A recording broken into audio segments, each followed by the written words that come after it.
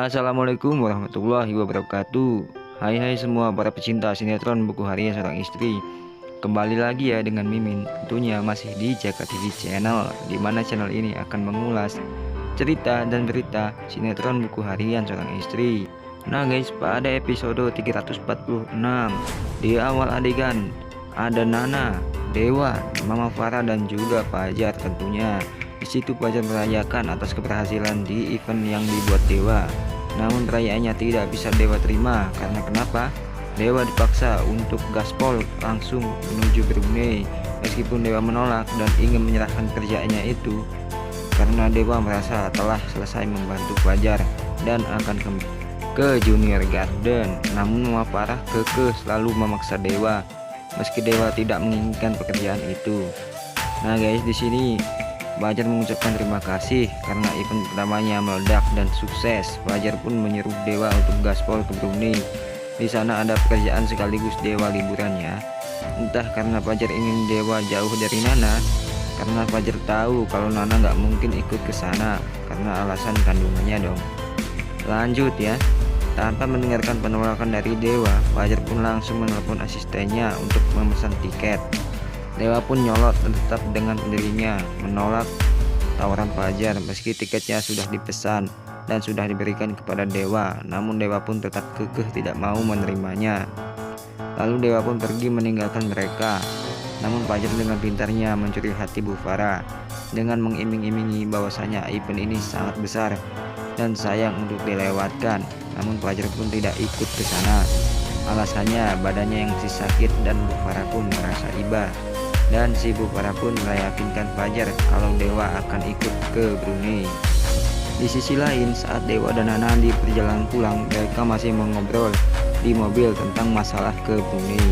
Di sini Nana mau kemakan omongannya Fajar, namun Dewa tidak. Nana membujuk Dewa agar bisa ikut ke Brunei, namun Dewa membantah karena telah membalas budi ke Fajar dan menyalahkan Nana karena sama halnya seperti mamahnya yang menginginkan Dewa berangkat ke Brunei. Dewa pun mengatakan kepada Nana kalau ada yang jauh lebih penting dari itu semua, yaitu menemukan Pasya. Dewa pun tak ingin perusahaannya itu jatuh ke tangan yang tidak benar dan harus Pasya yang memimpin perusahaan itu, bukannya Roni.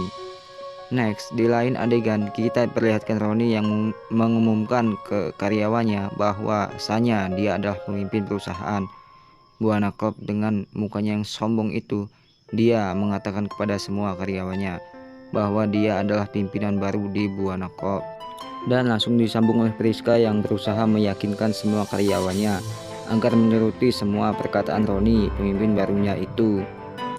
Mengetahui Priska pastinya merencanakan sesuatu yang diawali dengan membuat Roni percaya kepada dirinya.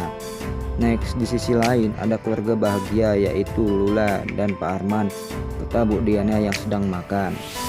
Pak Arman tiba-tiba membicarakan kepada Lula tentang Pasya. Pak Arman bilang kepada Lula kalau Buana Corp akan dipimpin oleh Roni jika Pasya tak kunjung pulang juga. Lula pun sontak kaget karena Lula memikirkan masa depan perusahaannya Buana Corp dan Lula pun kasihan kepada Nek Ratu kalau perusahaannya dipimpin oleh orang yang salah. Lalu Lula pun bergegas pergi dan tak lupa dong izin kepada Pak Arman dan Bu Diana. Lula pergi untuk menemui Pasya dan akan memberitahukan semuanya kepada Pasya, dan Lula pun akan membujuk Pasya untuk kembali bergabung dan menjadi CEO Buana Corp kembali. Singkat cerita, Lula pun telah sampai di kediaman Pasya dan langsung mengungkapkan unek-uneknya tersebut. Namun Pasya malah curhat dan dia menginginkan untuk kebebasan dan memasrahkan perusahaannya itu kepada Roni.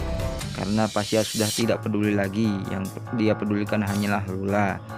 Namun Dewa yang ditemani oleh Nana pun tiba-tiba masuk dan langsung menghajar Pasya karena Dewa telah mendengar perkataan Pasya kepada Lula. Karena Dewa tak ingin Roni menguasai perusahaan Buana Corp apalagi sampai menjadi CEO. Dan Dewa sangat peduli kepada Pasya dan Buana Corp meskipun dengan cara yang begitu galak. Namun Pasya malah menyuruh Dewa untuk kembali ke Buana Corp saja jika dia ingin menyelamatkan Buana Corp. Meski Dewa telah menjelaskannya kepada Pasya bahwa dia tidak bisa kembali ke Buana Corp, Tapi Pasya begitu kekeh mengabaikan Dewa dan Lula. Emang ya cinta bisa mengalahkan segalanya.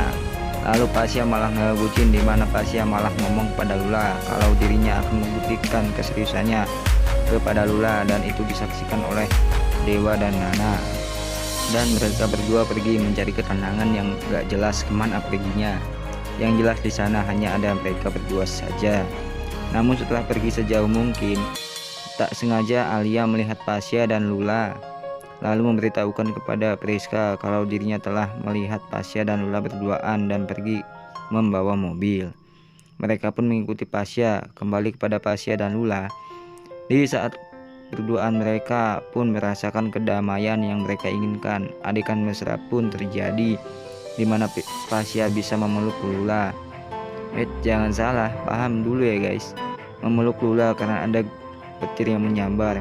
Lula ketakutan, Pasya pun mencoba menenangkan Lula. Nah guys, sekarang jelaskan para netizen. Tak selang lama Pasya melihat kalau ada gubuk. Mereka pun bergegas ke sana, lalu mereka pun berteduh di sana. Pas banget ya guys, di sana ada gubuk, ada mereka berdua, dan ada api juga, anget lah pokoknya. Tak lupa kata-kata mutiara Pasya pun keluar. Namun Lula meresponnya biasa saja, tapi air matanya pun meleleh. Dan sekali lagi Lula meminta dan meyakinkan Pasya agar bisa kembali lagi menjadi CEO di perusahaan Buana Corp. Akhirnya Pasya pun mengiyakan permintaan Lula dan akan kembali ke rumah Nek Ratu. Tapi di saat itu tiba-tiba kawanan siluman pun datang dan menghampiri mereka berdua. Ya siapa lagi kalau bukan si Hilet Alia dan si Koplo Kelvin. Dan juga ada Priska di sana. Yang dari tadi mengikuti mereka, akhirnya mengintip dan mengacaukan ketenangan mereka berdua itu. Priska yang marah pun langsung menghampiri dan menampar Pasya, karena Pasya selama ini menggantung Priska, dan Pasya pun pengecut. Iyalah, kenapa pengecut? Karena Pasya tak berani memutuskan Priska, malah mengungkapkan perasaannya dan mengejar cintanya ke Lula.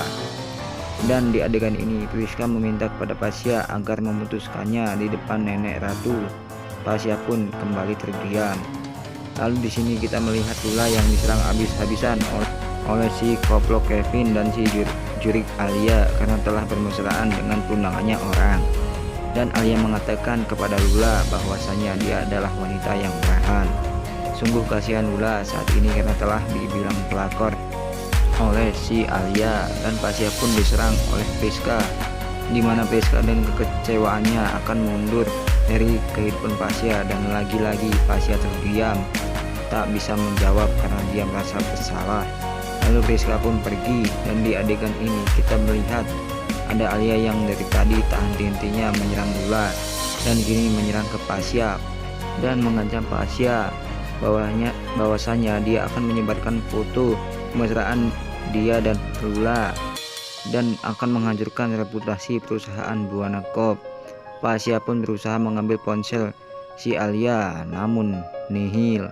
Lalu Alia dan Kevin pun pergi meninggalkan mereka berdua, dan Pasya dan Lula pun hanya bisa terdiam dan termenung setelah kejadian itu. Itu dia ya guys, sinetron Buku Harian Seorang Istri di episode 346 ini. Dan Mimin tak henti-hentinya untuk mengingatkan, jangan lupa untuk tetap menyaksikan sinetron Buku Harian Seorang Istri hanya di SCTV pada pukul 19.35 waktu Indonesia bagian Barat.